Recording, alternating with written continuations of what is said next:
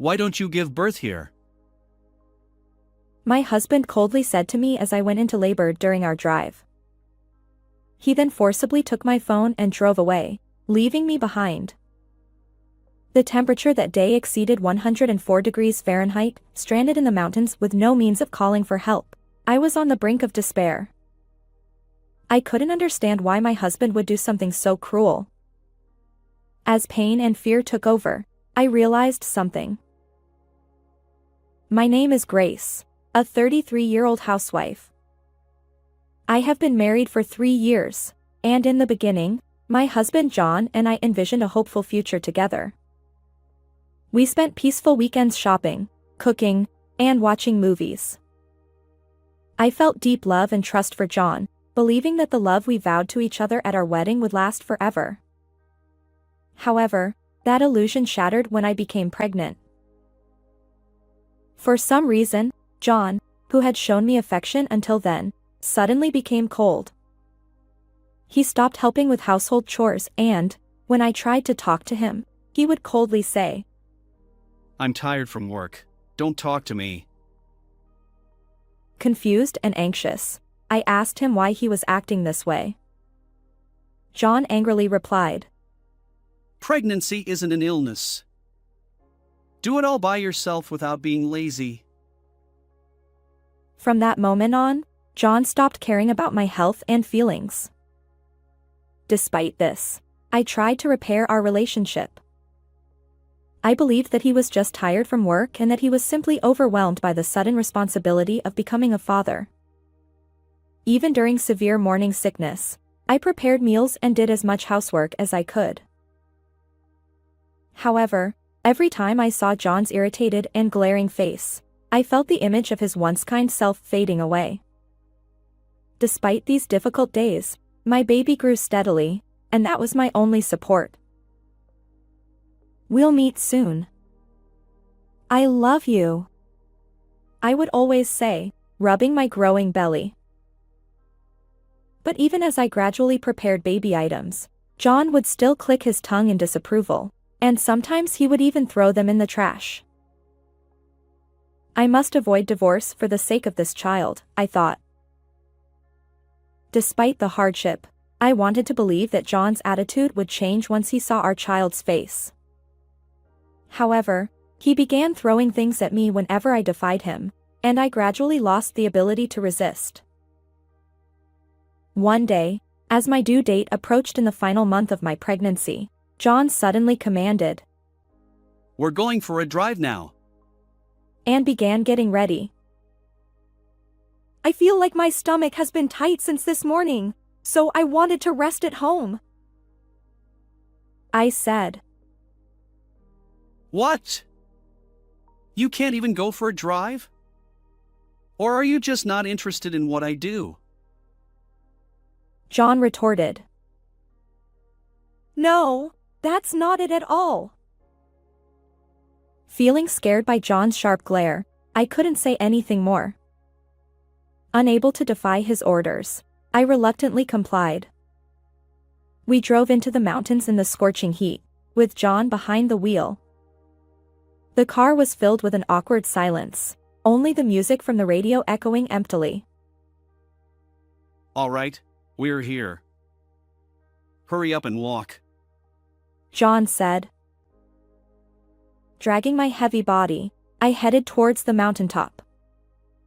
Already exhausted, sweat poured from my body, and I felt breathless. The temperature exceeds 104 degrees Fahrenheit that day, making even the usually cool mountains stifling and suffocating. Let's just finish this quickly and go home. At that moment, I felt a sharp pain that was incomparable to the discomfort I had felt in the car. Startled, I crouched down. Even though John must have heard my voice, he continued walking ahead without concern. I tried to call out to him, but only a faint voice came out. John, please, my stomach hurts. I think labor has started. I hoped that John would help me, but he just stopped and looked at me with a cold expression. There was no trace of love or concern in his eyes. "Please, take me to the hospital right now," I pleaded. What? Why don't you give birth here? John sneered, looking down at me with a smirk. My heart sank into despair. "What do you mean? The baby in my belly is also John's child." I never imagined John could be so cruel. I have plans after this, so handle it yourself. John said, forcibly taking my phone from my bag. "Wait, what are you going to do with that?" I asked. It's your punishment for using pregnancy as an excuse to slack off on housework. Reflect on it here. He replied with a faint smile, putting my phone in his pocket and getting back into the car. "Please, wait, John, don't go," I cried out in despair, my voice echoing through the mountains as John drove away, leaving me with no means to call for help. As the heat haze rose and the sound of insects pierced my ears, I tried to seek help, but my strength finally gave out, and I lost consciousness. 6 hours later, suddenly, the phone rang. John's angry voice echoed through the hospital room. What the hell? You bought a new phone without telling me? And, was a baby born? This is the police. Your wife has passed away. What? John lost his bravado upon hearing the unexpected voice on the other end, and he could only respond nervously. Anyway, please come to the hospital. A few minutes later, the sound of hurried footsteps approached from the hallway, and John burst into the hospital room. Are you the husband? Ha! Who are you? The police? John suspiciously eyed the casually dressed woman in the room. I am Nora, a friend of Grace. She contacted me for help, and I headed to the mountains. She explained the situation to John. I rushed her to the hospital, but unfortunately, it was too late. Nora lowered her eyes sadly, looking apologetic. Why was Grace, who was in her final month of pregnancy, alone in such a place?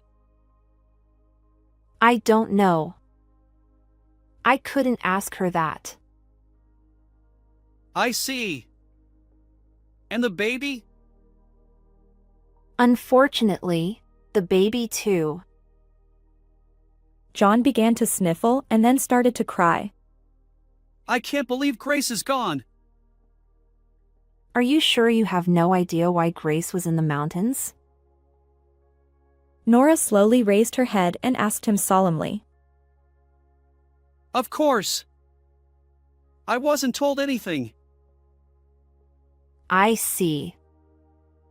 Then, please look at Grace's face. As John looked at my face lying on the bed, I suddenly opened my eyes wide. Ha! John, who had been frozen like ice with his eyes wide open, eventually began to move his mouth like a goldfish, struggling to speak. No wonder, as I was glaring at him with my eyes wide open. You're alive? Yes, I am. And thanks to her, the baby was born safely and is doing well. Before I lost consciousness, I realized that the phone John had taken was an old one, so I contacted my best friend Nora for help. I safely gave birth to a baby boy at the hospital. Although I was relieved to be saved, my heart was filled with intense anger and sadness over John's actions. So, I decided to ask Nora for help.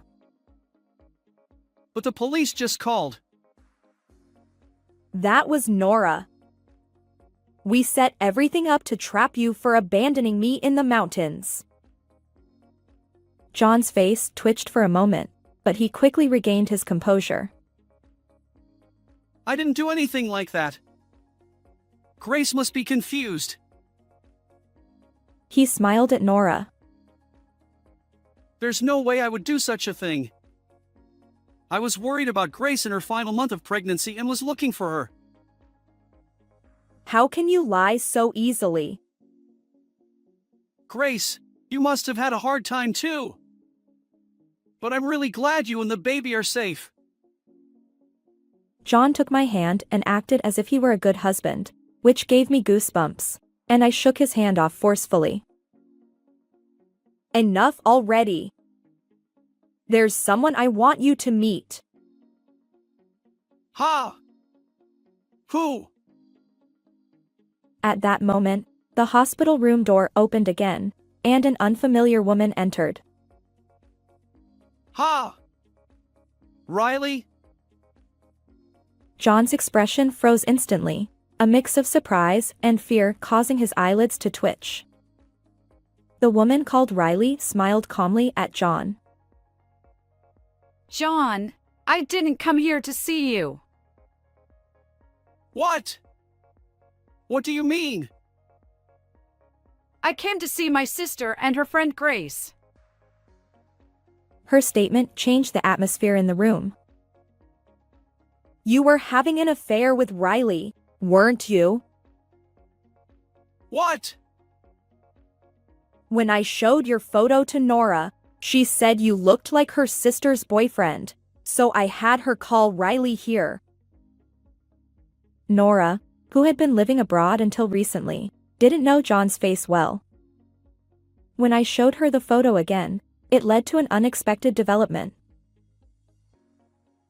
There's no proof. Trying to cover up, John darted his eyes around nervously. I held up Nora's phone. Can you still deny it after seeing this photo? It was a lovey-dovey photo of Riley and John, with John deliberately removing his wedding ring.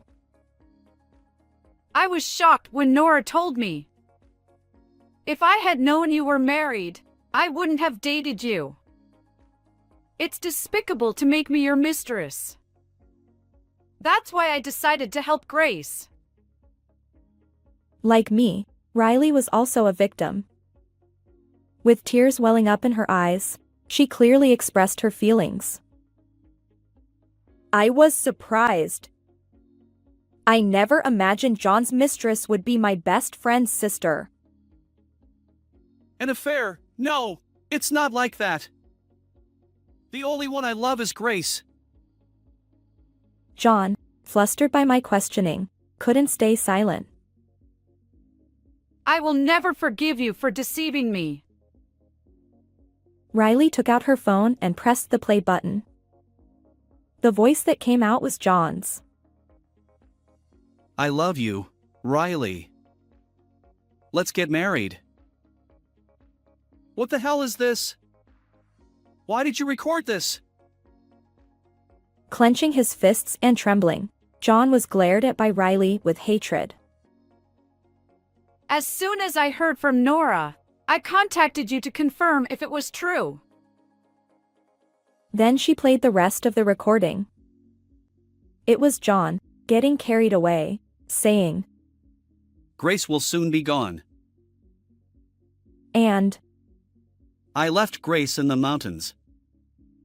I'll just have her declared missing.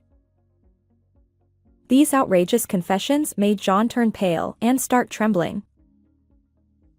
Too bad your plan to kill me failed. You all think you can mess with me? He tried to forcibly take Riley's smartphone, but she swiftly dodged. You always think you can take whatever you want from others. This is all nonsense. I've never met this woman before. It's all lies, obviously. John, losing his temper, shouted despite being in a hospital room. The hospital staff were peeking into the room from the hallway, but he was too agitated to notice. In your mind, everything is a lie. The affair, the recording, abandoning me in the mountains. Shut up! You keep quiet! John seemed to have lost his composure, his pride deeply wounded by being caught in a trap set by someone he looked down on. Audio can be fabricated as much as you want. It can't be used as evidence. Oh, really? Do you think the footage from the dashcam won't be evidence either? What? The moment he heard my words, John froze, his mouth agape, taking time to understand the meaning. The car. The dashcam should have captured everything clearly. Ah!